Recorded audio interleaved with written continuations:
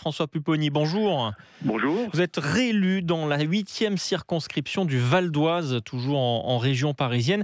Quel est votre sentiment aujourd'hui? C'est du soulagement, plutôt un sentiment de gâchis? Les deux, à la fois du soulagement d'être élu avec un large score, mais du sentiment de gâchis parce que nous avons été les propres responsables de notre défaite. Voilà, nous avons fait en sorte depuis des années de creuser la tombe dans laquelle nous sommes aujourd'hui. Donc voilà. Un sentiment Vous parlez de au gâchis. pluriel? Est-ce que vous en voulez à quelqu'un en particulier de cette débâcle électorale? Malheureusement, voilà, nous avons une responsabilité collective. Tout le monde y a d'une manière ou d'une autre participé, voilà. Et ce qui était le plus terrible à la fin de cette mandature, c'était le manque de solidarité, de respect entre nous. Voilà, moi, c'est ce qui m'a le plus peiné durant ces 5 dernières années. Il y avait presque de la haine entre nous, et donc nous avons le résultat que nous devions avoir parce que nous ne méritions pas d'en avoir un autre. On entendait à l'instant le cas de Manuel Valls qui est contesté par son adversaire, réélu pour l'instant. Est-ce que l'ancien Premier ministre est en partie responsable de ce qui arrive au PS selon vous aujourd'hui ? Non, je pense pas sincèrement qu'il faille trouver des responsables. Je pense que nous avons une responsabilité collective. Chacun, quelque part, à un moment, a fait une erreur qui a entraîné cet échec collectif. Quand un parti qui était au pouvoir, comme nous l'avons été, se retrouve avec une trentaine de députés, c'est que c'est collectivement que nous avons failli.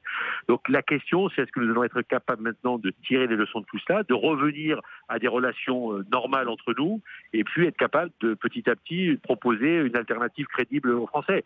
Si nous continuons avec les mêmes dérives, les mêmes comportements, nous continuerons à sombrer. Et effectivement, le parti peut d'une manière ou d'une autre complètement disparaître. Voilà. Est-ce qu'il y aura un sursaut collectif ? Est-ce qu'on arrêtera les guerres intestines, les conflits quand on a vu Manuel Valls ne pas appeler à voter Benoît Hamon appeler pour la France insoumise, tout ça c'est plus possible. Et c'est ce que ne voulaient plus, c'est ce dont ne voulaient plus les Français. Ils ont dit aussi au Parti traditionnel et au Parti socialiste, mais arrêtez avec vos pratiques. Au-delà des luttes intestines, des problèmes de personnes, est-ce qu'il n'y a pas toujours au PS aujourd'hui un problème de doctrine, un problème de ligne directrice ? Non, parce que sincèrement, quand on regardera avec objectivité le bilan de François Hollande dans quelques années, on s'apercevra, moi je parle du problème de la banlieue, sujet sur lequel j'ai beaucoup travaillé, je n'ai rien à retirer de ce qui a été fait par ce gouvernement et par le président de la République et par l'Assemblée nationale durant 5 années. Rien à retirer, nous n'en avons jamais fait autant. Voilà. Donc, et le bilan, il est là. Donc quand on regardera sujet par sujet, on va s'apercevoir que la doctrine n'est pas si mauvaise. Et vous verrez que sur un certain nombre de sujets, les doctrines, y compris de la majorité actuelle, ne changeront pas tellement. C'était plus un problème de pratique et de méthode. Il y a eu des erreurs politiques, évidemment. Le passage en force, le 49.3 par exemple, sur la loi travail. Oui, bien sûr, des méthodes. Le 49.3 et la loi travail, je pense que Manuel Valls a eu tort de la proposer alors qu'il n'avait plus de majorité à l'Assemblée nationale.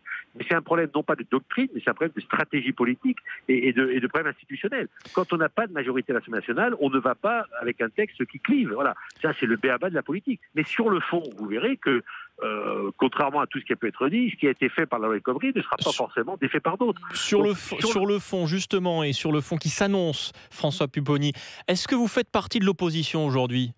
Alors moi j'ai toujours dit que je restais socialiste, groupe socialiste, mais que je verrai avec beaucoup d'intérêt ce que propose la majorité proposée par le président de la République et que tous les textes qui vont dans le bon sens, je les voterai. Ça fait bien longtemps que moi j'ai arrêté de faire une opposition systématique parce que c'est la droite ou la majorité qui propose quelque chose. Si les textes vont dans le bon sens, il faudra le voter. Et c'est ce que les Français attendent. On en a assez de dire parce que c'est les autres qui proposent, on est contre. Si c'est intelligent, il faut le voter. Si ce n'est pas dans l'intérêt général, il ne faut pas le voter. Donc on le verra. Moi, je suis au Parti socialiste, je serai donc dans un groupe d'opposition à la majorité présidentielle, mais je n'aurai aucun problème à soutenir et à voter régulièrement des textes de la majorité présidentielle qui vont dans le bon sens. Est-ce que vous craignez de vous retrouver à côté de députés Godillot ? Je pose la question à dessein, on va en recevoir une dans un instant. Non, sincèrement, c'est moi ce qui... Enfin, j'ai peur de rien, mais il y a des députés Godillot, pourquoi pas, et on verra bien, mais je ne le crois pas. Non, le vrai problème, et c'est comme ça, les Français ont voulu un changement radical et massif du personnel politique. Il y aura obligatoirement un temps d'adaptation. Moi, j'ai été aussi parlementaire pour la première fois il y a 10 ans. Il y avait une espèce de cooptation qui se faisait à l'intérieur des groupes pour former les nouveaux qui arrivaient et faire en sorte qu'ils acquièrent les compétences et la capacité de faire et de voter la loi. Parce que c'est ce que va vivre notre prochain invité. Merci en tout cas pour votre disponibilité, François Pupponi, réélu donc dans le Val d'Oise pour le Parti socialiste.